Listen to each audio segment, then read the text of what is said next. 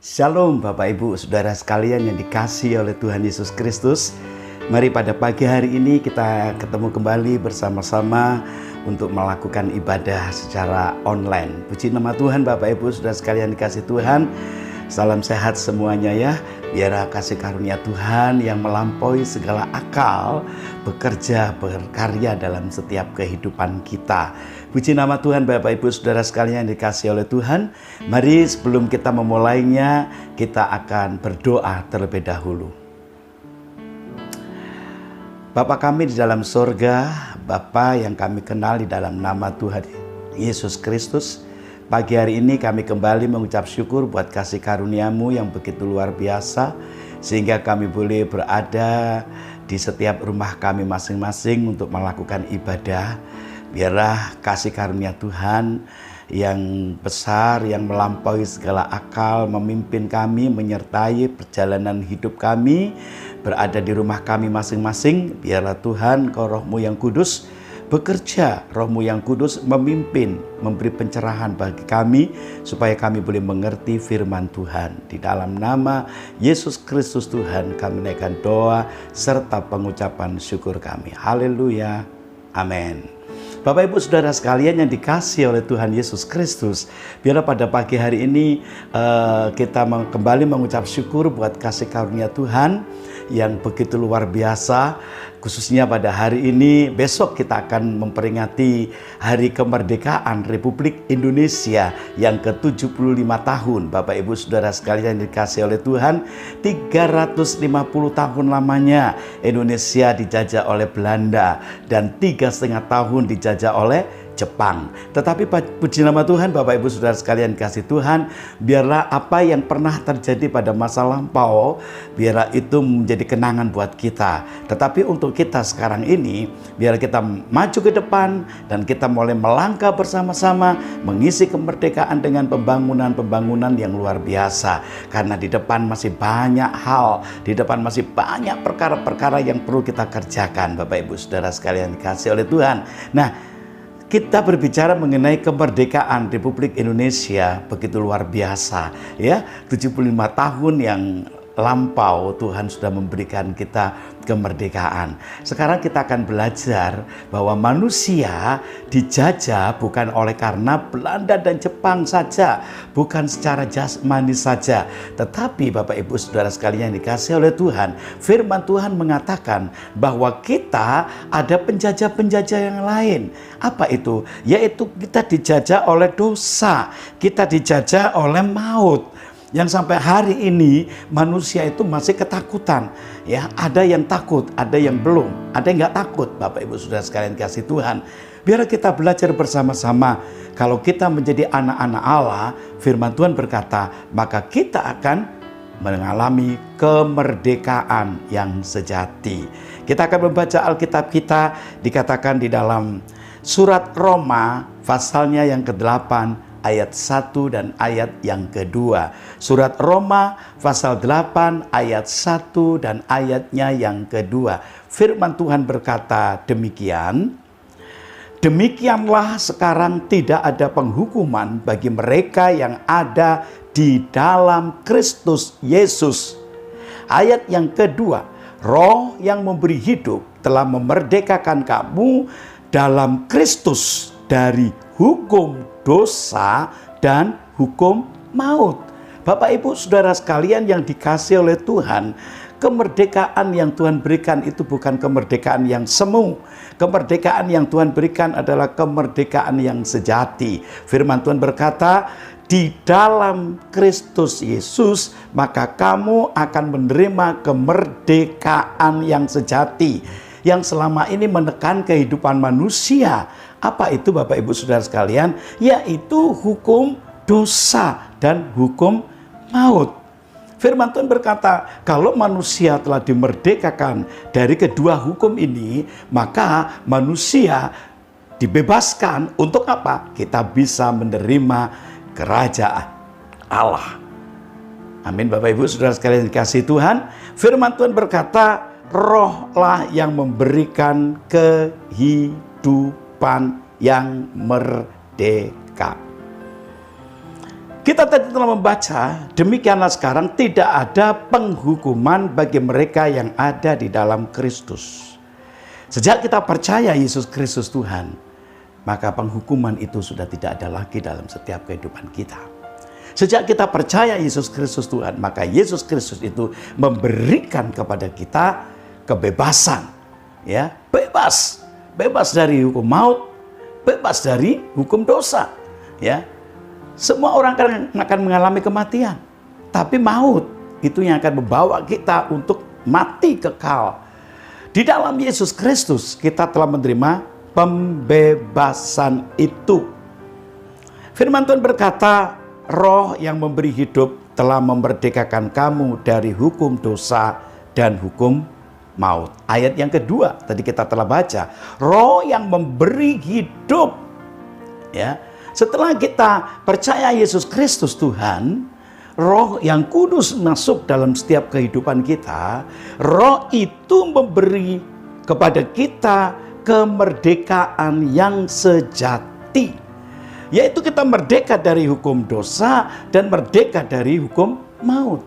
Bukan berarti kita tidak bisa mengalami kematian. Kita bisa mengalami kematian karena semua manusia akan mengalami kematian yang sama. Tetapi kematian itu tidaklah membawa kita kepada maut. Maut itu membuat kita terpisah dengan Allah untuk selama-lamanya. Tetapi kita yang percaya Yesus Kristus, oleh Roh-Nya yang tinggal dalam diri kita, sejak kita percaya Yesus Kristus itu, Roh itu memberikan satu kebebasan, kemerdekaan yang sejati. Ada ayat firman Tuhan dikatakan dalam 1 Korintus 15 ayat yang ke-56. Firman Tuhan berkata, 1 Korintus 15 ayat yang ke-56, sengat maut ialah dosa, dan kuasa dosa ialah hukum Taurat. Ya, sebelumnya kita ditekan oleh hukum Taurat. Oleh karena apa? Hukum Taurat itu bukan membawa kita kepada kebebasan, tapi oleh hukum Taurat maka kita bisa mengerti apa itu dosa. Nah, dosa seringkali menekan kehidupan kita. Dengan dosa kita melakukan perbuatan-perbuatan yang menyenangkan daging, Bapak Ibu. Tetapi dosa itu akan membuahkan maut. Amin, Bapak Ibu yang dikasihi Tuhan. Tetapi puji nama Tuhan, Yesus Kristus telah melepaskan itu semua. Haleluya. Sekarang kita lihat bagian yang kedua. Kristus telah menggenapi hukum Taurat di dalam daging. Puji nama Tuhan. Itulah sebabnya kita percaya kepada Yesus Kristus. Ya, Yesus Kristus bukan cuma sekedar dia datang ke dalam dunia lalu mati selesai, enggak Bapak Ibu. Tapi Yesus Kristus itu menjadi penggenap hukum Taurat secara daging. Karena manusia tidaklah mungkin bisa menggenapi seluruh hukum Taurat. Firman Tuhan berkata kalau kita melakukan seluruh hukum Taurat maka kita akan hidup olehnya. Tetapi oleh karena kasih karunia Allah, kita begitu percaya Yesus Kristus Tuhan, maka kita memperoleh pembebasan. Firman Tuhan berkata, dikatakan di dalam Roma pasal 8 ayat yang ketiga sampai dengan ayat yang keempat. Roma pasal 8 ayat 3 sampai dengan ayat yang keempat. Sebab apa yang tidak mungkin dilakukan hukum Taurat karena tak berdaya oleh daging, telah dilakukan oleh Allah dengan jalan mengutus anaknya sendiri dalam daging yang serupa dengan daging yang dikuasai dosa karena dosa. Ia telah menjatuhkan hukuman atas dosa di dalam daging, supaya tuntutan hukum Taurat digenapi di dalam kita yang tidak hidup menurut daging tetapi menurut Roh. Haleluya. Tuhan Yesus Kristuslah yang menggenapi semua apa yang tidak mungkin bagi kita, ya, apa yang tidak bisa kita lakukan secara manusiawi. Untuk menjadi pelaku-pelaku Taurat itu tidaklah mudah, Bapak Ibu. 600 sekian butir Taurat, ya, yang dirangkum menjadi satu, menjadi 10 hukum Taurat. Tetapi itu semua ternyata susah untuk dilakukan. Kita sebagai manusia tidak mungkin melakukannya. Umpamanya 99 kita lakukan, satu yang tidak kita lakukan, semua gagal. Ya, artinya begini, kalau kita melakukan tanpa Kristus maka tidaklah mungkin. Tetapi puji nama Tuhan, Yesus Kristus telah lakukan itu semua. Tujuannya adalah supaya orang yang percaya kepada Yesus Kristus memperoleh kelepasan, memperoleh pembebasan dari tuntutan hukum Taurat. Sengat maut adalah dosa. Firman Tuhan tadi berkata sengat maut itu adalah dosa. Dan kuasa dosa adalah hukum Taurat. Puji nama Tuhan Bapak Ibu Saudara sekalian yang dikasihi Tuhan.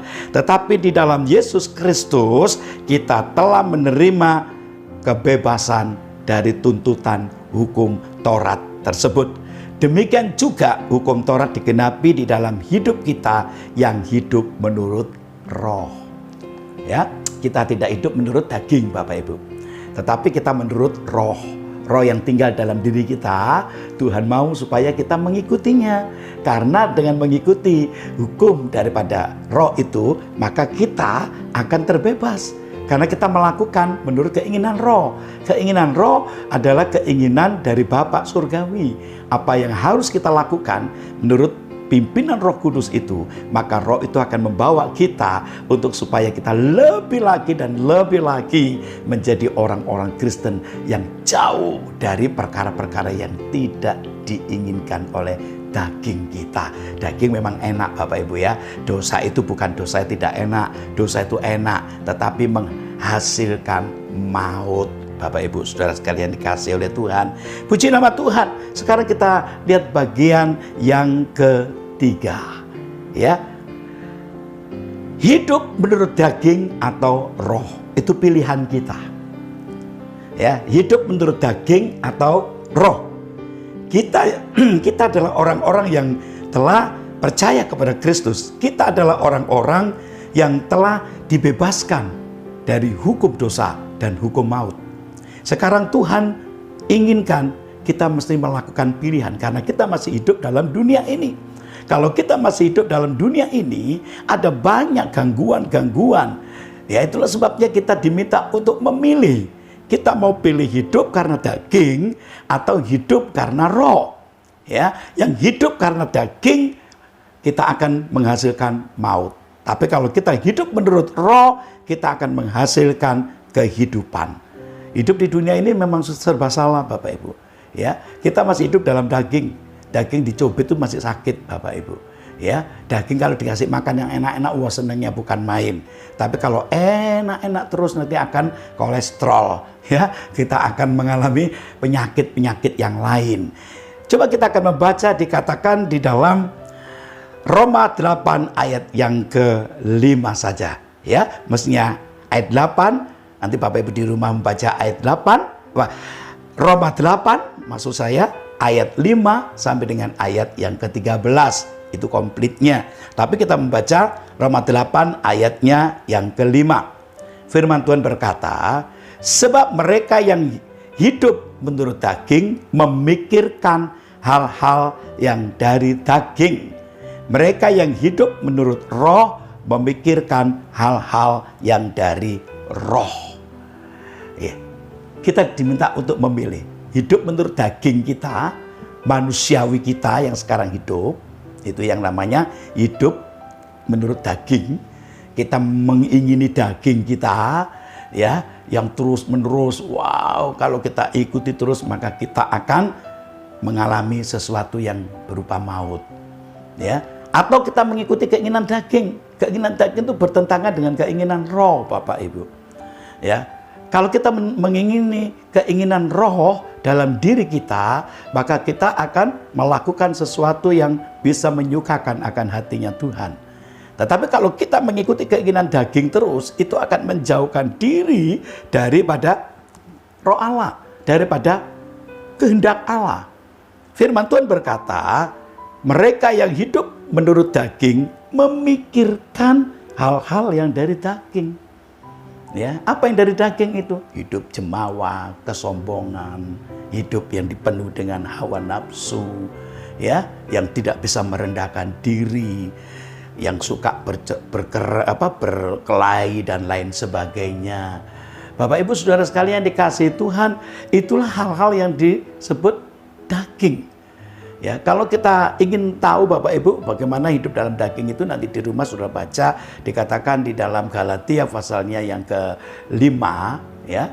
Galatia pasal yang ke-5 di sana dikatakan, maka Bapak Ibu akan tahu ayat 19, 20 dan 21 biasa di situ ya. Nanti Saudara akan lihat bagaimana hidup di dalam daging itu. Biar kita menjadi orang-orang Kristen yang memiliki kehidupan di dalam roh. Ya, hidup di dalam roh.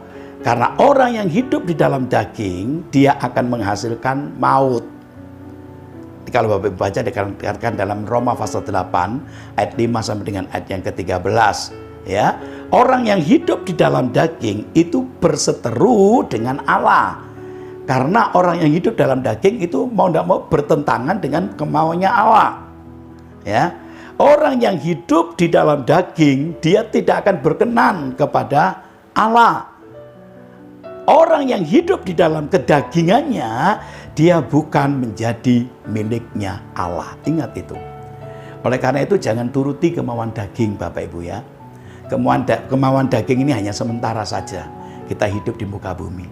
Ayolah kita mengikuti kemauan roh.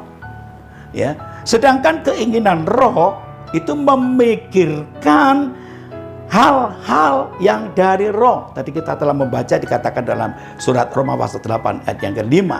Ya. Mereka yang hidup menurut roh memikirkan hal-hal yang dari roh. Hal-hal yang rohani.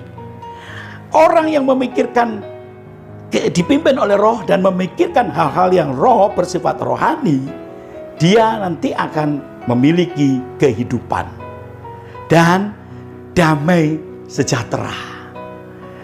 Lagi dikatakan yang kedua, memiliki atau kita dimiliki Kristus dan Kristus menjadi milik kita secara pribadi. Dan kita akan menjadi milik Kristus. Kalau tadi hidup di dalam daging itu bukan miliknya Allah, bukan milik Kristus. Ya, dan yang ketiga, satu kali kita akan dibangkitkan bersama-sama. Bapak Ibu Saudaraku yang dikasihi Tuhan, dibangkitkan dari kubur itu luar biasa. Sedangkan sekarang ini kita sedang menanti-nantikan kapan Yesus datang yang kedua kali. Kapan Sang Isa Al-Masih itu datang kedua kali. Karena Yesus Kristus, dia akan membangkitkan orang-orang yang percaya kepadanya.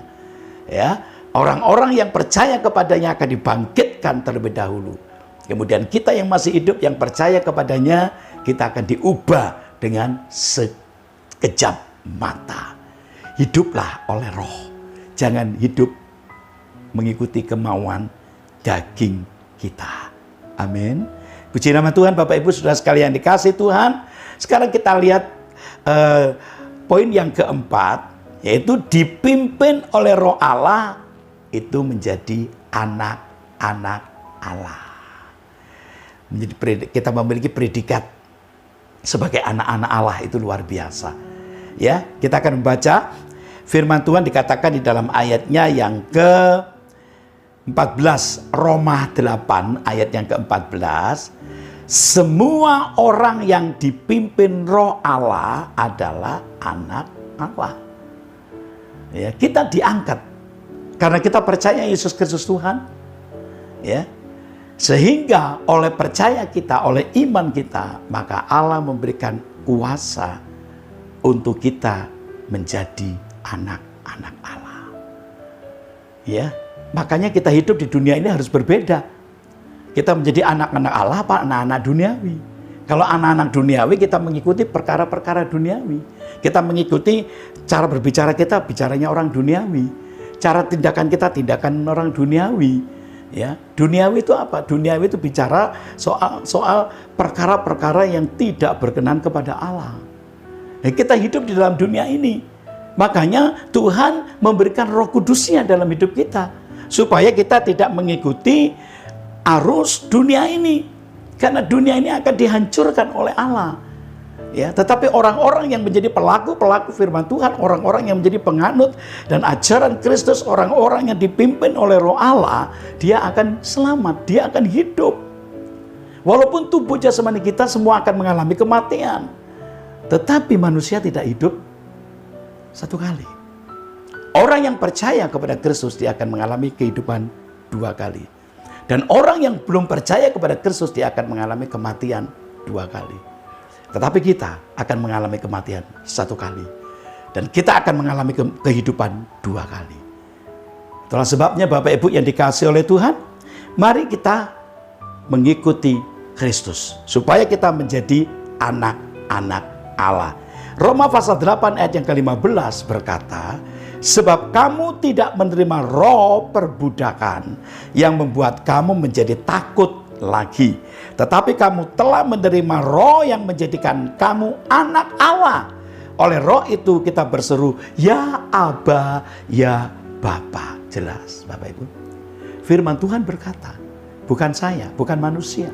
Tetapi firman Tuhan berkata, sebab kamu yang menerima kamu tidak menerima roh perbudakan daripada Allah.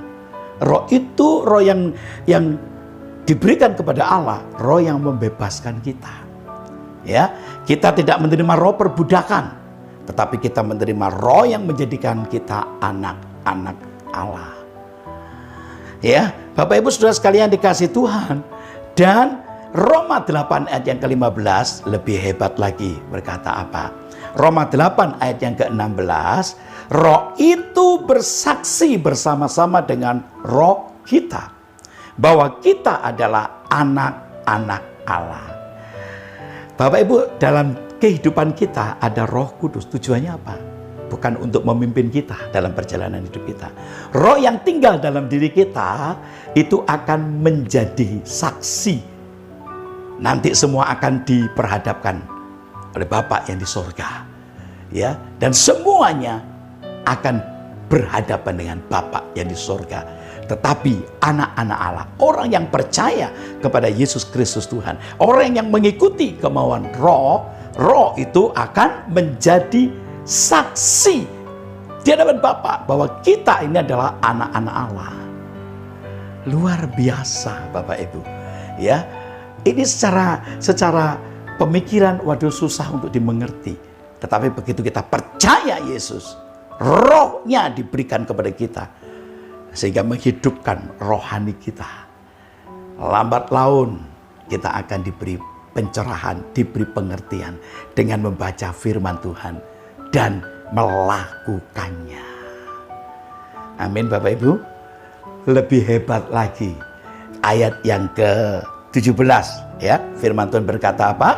Kita akan dijadikan ahli waris untuk menerima janji, ya. Mestinya janji itu hanya untuk orang-orang Israel, karena orang Israel adalah keturunan Abraham secara tubuh, secara jasmani. Tetapi orang yang percaya Yesus Kristus, firman Tuhan berkata, maka kita itu tidak dibedakan. Oleh karena percaya Yesus Kristus Tuhan, maka kita menjadi anak-anak Allah yang sejati. Ya, ini memang perjanjian Tuhan. Ya, saya tidak berbicara tentang itu, tetapi saya berbicara bagaimana kita menjadi anak-anak Allah, kita akan menerima warisan, menerima janji Allah. Kita membaca Roma 8 ayat yang ke-17. Roma 8 ayat 17. Dan jika kita adalah anak, maka kita juga adalah ahli waris. Maksudnya orang-orang yang berhak menerima janji-janji Allah. Karena kita adalah anak-anak Allah, maka kita adalah ahli waris. Berhak untuk menerima janji-janji Allah. Tidak berhenti sampai di situ. Yang akan menerimanya bersama-sama dengan Kristus. Ya, jadi percaya kepada Kristus itu penting, sangat penting. Karena kita hidup bersama dengan Kristus dan kita akan menerima janji itu di dalam Kristus Yesus. Kita menerima bersama-sama dengan Kristus Yesus. Yaitu jika kamu, perhatikan, menderita bersama-sama dengan Dia, supaya kita juga dipermuliakan bersama-sama dengan Dia. Menderita bersama dengan Kristus. Menderita apa Bapak Ibu? Kristus ada di muka bumi. Ya. Kristus membutuhkan makan, Kristus membutuhkan sandang. Kristus juga membutuhkan tempat tinggal. Tetapi Kristus tidak mengikuti apa yang dunia lakukan. Kristus melakukannya. Hanya dia hidup di dunia ini. Dia menjalankan tugasnya dari Bapa yang surga. Kemudian kita yang percaya kepadanya, kita mau tidak mau harus mengikuti dia. Daging untuk mengikuti roh itu menderita. Ya, kebiasaan-kebiasaan buruk kita diubahkan oleh Roh Kudus.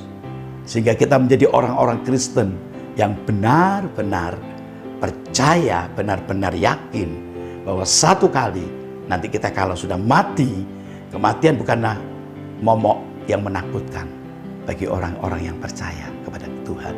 Kematian itu adalah jalan untuk kita bisa masuk surga. Jangan takut karena kita akan menerima janji-janji Allah.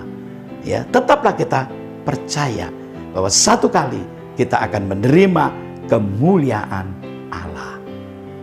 Poin yang kelima, tadi ayat yang terakhir, Roma 8 ayat yang ke-17 bagian akhir, dikatakan supaya kita juga dipermuliakan bersama-sama dengan Dia. Tuhan Yesus dipermuliakan. Di mana Tuhan Yesus dipermuliakan? Di atas kayu salib. Di atas kayu saliblah Tuhan Yesus dipermuliakan. Di atas kayu saliblah Tuhan Yesus ditinggikan, diagungkan. Secara fisik dia sakit, mengalami kesakitan. Tetapi secara ilahi dia menerima kemuliaan dari Bapa Surgawi. Demikian juga kita. Marilah kalau kita mau menerima kemuliaan Allah, kita orang-orang yang telah dibebaskan, kita menjadi pengikut-pengikut Kristus. Oleh Roh-Nya yang kudus kita diangkat menjadi anak-anak Allah. Oleh Roh-Nya yang kudus kita akan menerima kemuliaan jika kita mengikuti Kristus sampai pada akhir hidup kita. Dan tidak mengikuti keinginan manusiawi kita. Tuhan Yesus memberkati. Mari kita berdoa. Bapa Surgawi, pagi hari ini kami bersyukur buat kasih karunia-Mu yang besar, sehingga kami boleh menerima firman Tuhan.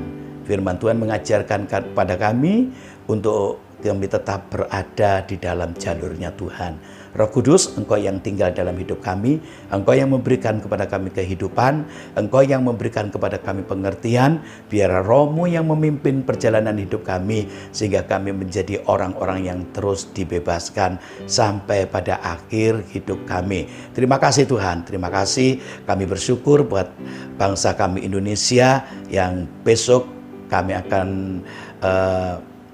melakukan sesuatu yang luar biasa karena 75 tahun lamanya Tuhan memberikan kemerdekaan bagi bangsa kami Indonesia ini. Kami berdoa buat seluruh aparat pemerintahan dari presiden sampai seluruh pemerintahan yang ada, Tuhan berkati. Biar kami semua yang hidup di Indonesia, sekalipun kami mengalami pandemi COVID-19 ini, kami percaya pemeliharaan Tuhan berlaku dalam kehidupan kami. Terima kasih Tuhan Yesus, terpujilah kan nama Tuhan Yesus Kristus. Kami berdoa dan mengucap syukur. Haleluya.